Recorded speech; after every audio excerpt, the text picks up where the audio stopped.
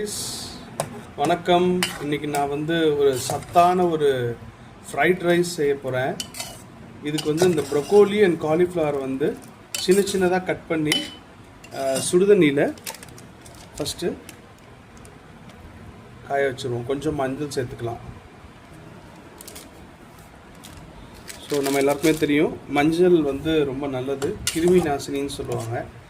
So இந்த broccoli and காலிஃப்ளவரில் ஏதாவது புழுக்கள் ஏதாவது இருந்ததுன்னா அது சுடுதண்ணியில் வெளியே வந்துடும். அதனால் தான் காலிஃப்ளவரையும் ப்ரொக்கோலியும் நல்லா சுடுதண்ணியில் நல்லா வேக வச்சுக்கணும்.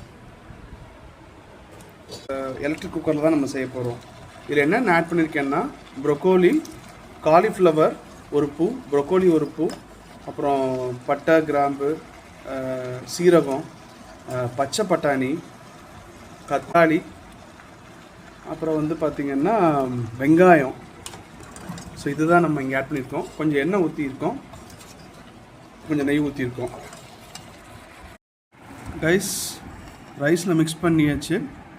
அருமையான வெஜ் பிரியாணி ரெடி ஆயிடுச்சு. பிடிச்சிருந்தால் லைக் பண்ணுங்கள், ஷேர் பண்ணுங்கள், சப்ஸ்கிரைப் பண்ணுங்கள்.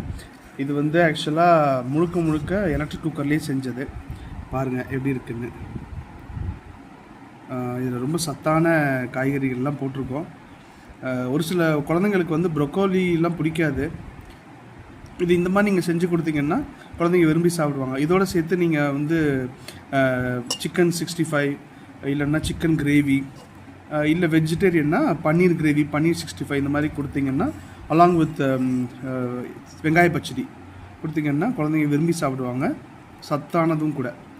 பிடிச்சிருந்தால் லைக் பண்ணுங்கள். நன்றி.